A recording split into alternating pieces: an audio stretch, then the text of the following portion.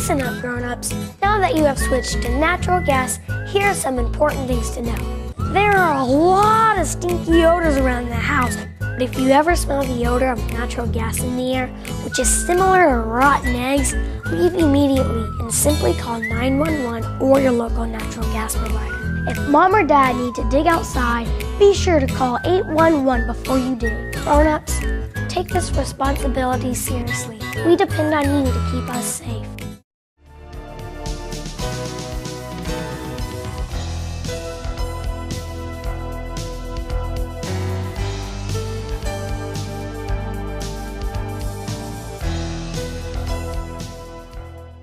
I'm sitting here with Frank Seaton. He's a CPA right here in Dublin. And we're talking about the Chamber of Commerce and the different ways he's been a part of our Chamber of Commerce. Now, you mentioned that kind of for 5 years you were very involved. Right. So you were like vice chair? That's right. My third year on the board, I was vice chair for community development and tourism. And so that had a separate set of committees under it that worked in those areas. Yes. And then at the end of that year, the nominating committee approached me about allowing my name to be submitted to the full board to be elected for the chair for the coming year. And that was done. So I served as chair basically the fourth year on the board. Which was 2001. Right, 2001, 2002. Mm-hmm. Yes. During that year that you were like a full chair, what kind of changes or what kind of things happen in our Chamber of Commerce? Well, it's kind of interesting. You know, I came in as chair less than 2 months after 9/11.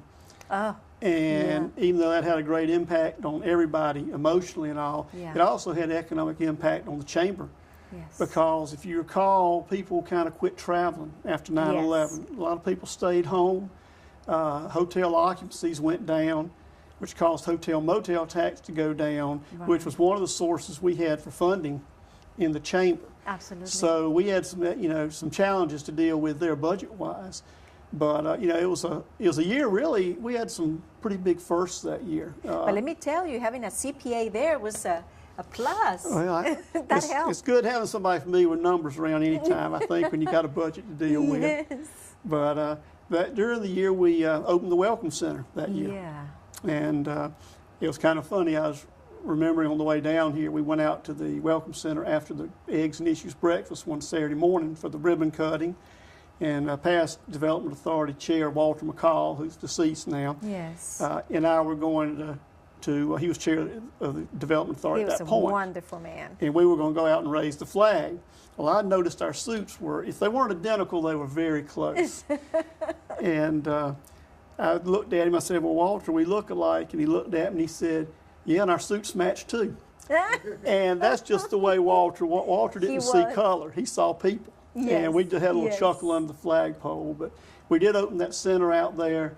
It's since transitioned into a semi-center and rec authority offices, but that was big to have that stopping point on I-16 for people coming through so they could learn more about our community. Exactly, and they don't have to drive all the way to the chamber. They're right there on I-16. They're looking for a nice place to stop. Right, and another thing that it happened during that year was the Fred's Distribution Center. That's right, Fred's announced that year. And so that was exciting. Whenever you have a new industry coming to town, it's going to provide jobs. So that was a real exciting time. And we had a very, very hot day for the ribbon cutting. I remember the flatbed truck real well out there in the sun about noon. Yeah, but we got about 250 new jobs for Dublin. Right. That was excellent. That was good. Yeah, and I think that kind of followed on the heels of Best Buy. Somebody had vetted the community for distribution center effectiveness, and I think other people kind of looked at it from the same perspective. Once Best Buy had made that decision, it helped our efforts. Yeah, and we are in such a perfect place, right in the center with I-16, 75 not too far. I mean, we're just having Savannah, all port and all that stuff. And we've actually got some rail, which was key in getting the last commitment of the last acquisition of property on 257. We now got an industrial site with rail access, which is another plus. Exactly. And we also, I guess, around that time, we had our website. That's right. Well, we'd had a website, and I was using websites a lot as I traveled around the state on business just to find out about the area I was going to if it was new. But I got to look at our website, and this thing had been on the board for several years to get it redone. Yeah. Well, as it so happened, one of my partners was the chair of that committee that year, so I went to him, and we went down to the chamber, and we just it was decided it was going to get done. It went to the top of the priority list. So we had a website launched that really, it told about the community, it told about the hotels, it told about the restaurants. It gave a potential visitor that was Googling Dublin or looking up Dublin through another search what we were about. It had our story, it had resources, and that was big to get that done. And I think there's actually another big relaunch of a new website coming out this year. Yes, this year we have a great one, and it's looking amazingly wonderful. I haven't seen it yet. I'll be looking forward to it. Yes, it's real good. And the people working on that website, I mean, they're really doing a great job. Good. And we're going to have my chamber shows in there too. Okay, so you good. it's going to be a link that you can see the shows in there too. That's So great. that will be good. What else happened in that year, 2001? Well, we hosted the Celebrating Rural Georgia conference. That's right. And that was a group of over 700 that Yes. came in here for that conference. I guess it's one of the times that has been more attendees than any. That was the most they'd ever had. They'd never had that Yes. many. I And know. they came into the community. We hosted an event for them out at Palmetto Farms, and it was just a real good event for us. And we also started that year the Membership Appreciation Luncheon, Yes. where we have a free lunch for every chamber member on the lawn, and that's still going today. Still going today. So that It's was real a good nice. initiative that came up as well. Yes, I think that I have attended several of those. Almost all of them. And it calls attention to the chamber too, because you're riding down the road and you see we appreciate our members, these large crowds, these tents out there, and these people on the Yes. lawn. It calls attention to the chamber as well as recognizing the members, because that's why we're there. Yeah, exactly. And as a member, it's a chance to meet new members that, Sure. talk and exchange business cards and, talk about your business and all that stuff. There was another organization that came and visited our downtown Dublin. Yeah, that was, I'm trying to think of the exact name of that. It was a downtown cities bus tour It was a bus tour. where they came, I think they had select cities each time they did it, they went And to they visit. picked. And they went through and they toured the cities, the downtowns, and looked at what was being done in those areas and things like that.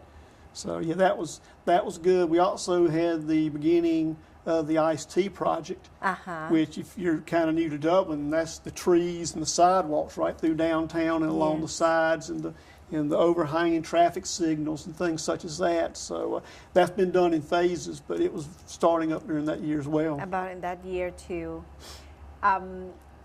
Thinking about what you have done during that year, is there something that you wanted badly to do and you didn't have time? I don't think so. We had a lot going on. In a lot of ways, the chamber will kind of has over the years run itself. Yes. You've had a good staff there, and a lot of things are already out here in motion. The one thing that had not been getting done was that website, and then that got to be a priority. Yes. It got done, and so that was good. Another thing that got accomplished was a situation we'd had developed with a map company that was going to do our local map. Back then, there weren't as many GPSs or cell phones, so That's people right. used local maps. Yes. And we'd had an issue with our map company, and that kind of spilled on over into my year, and we ultimately got that resolved. So that was something that was real important. Yes. I wanted to get resolved for the membership, because financially and product-wise, it was an issue for us. But Yeah. a lot of things were going on, and a lot of things got done. I really, people keep coming up with new ideas and new things, but I can't say that I felt like we didn't accomplish something. You had only a year, as a chair. Right. And all the things we have talked about, like right now, right there fills a full year very fast. Right, and that's where it's good that your chair normally has come out of a board member who's been on the board 2 or 3 years. Yeah. And then your chair stays on the board another year after their chair to support the new chair. Yes. So that helps give you some continuity, Right. even though you're not the chair but 1 year. Right. You've got a couple, 3 years of understudy, and then you've got the hindsight and Exactly. the knowledge you can share with your successor. Yeah, and you know exactly what's going on, and you can Right. really give that support. Well, we're going to take another short break. Okay. Don't go away, please. All right, we're back. I'm still sitting here with Mr. Frank Seaton, CPA right here in Dublin, and we're talking about our Chamber of Commerce. Of course, through all the years that you've been involved with the Chamber, I'm sure you have noticed changes not only in our community, but changes in our Chamber. So what kind of changes have you noticed? Well, I think the biggest change has been the evolution of the economic development process and how that's handled. Several years ago, the decision was made that we need a full-time economic development professional. Yes. Someone that had the time to go to the trade shows in Europe or Japan and work these contacts in a really full-time basis. Right. And also someone that might be a little younger that had more of the technological side of what industries were looking for with data now and data sharing. So I think, taking that step was a really big step. Yes. We kind of, it caused some changes into the chamber structure, but it also solidified, I think, the economic development side of things. That's right. And I think obviously now, with Willie Paulk's announcement that she intends to retire July 1st after almost 25 years, Yes. I think, it'll probably be a point in time where the role of the chamber or how the chamber operates may be evaluated again and decide what kind of course to take moving forward or what type of person they need for what they want to accomplish in the chamber's mission. Yeah, it's going to be big, big shoes to fill. It'll be, we've never had a brighter Humongous. spotlight in this state, I assure you. And Yes. it's going to be different going forward, but I know it's going to be good going forward too. Yes, yes. What kind of changes have you seen in our community? Oh, good Lord. Growing up here, it's amazing. Yes. Town stopped when I was growing up where Bubba's Tire Center is now, going west. That was it. And it wasn't Bubba's Tire Center, there wasn't anything there now. Mercer's Yeah. grocery store was on the opposite corner. Yeah. So things have really changed a lot. The diversity of the economy. Yes. I mean, we had 3,000 plus agricultural and textile jobs around here. A lot more agricultural jobs. Now, textile jobs are all gone. Yeah. And they've been replaced by diversified industries. Yes. And so that's been a really big change. And I think that really started snowballing when the original Southeast paper came here back around 1980. Yeah. And but that's continued. So our diversity, our community, the size, the expansion, the members of the community, And the and the newcomers internationals. and international Right. people come in.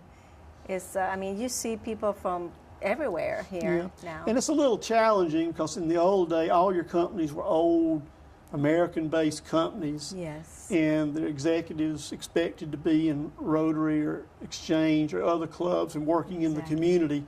And we seem to be having a little bit of more of a challenge that the international companies don't bring that same concept of community involvement. Right. So right. we're kind of challenged to find our leadership and grow it internally. Yeah, we need to kind of invite them to learn how wonderful it is That's right. to be a part of our community. That's right. Absolutely. Yeah, Frank, it has been wonderful talking to you. Well, I've enjoyed visiting with you. Thank you for having me. Thank you so much for accepting my invitation. I was glad to be here.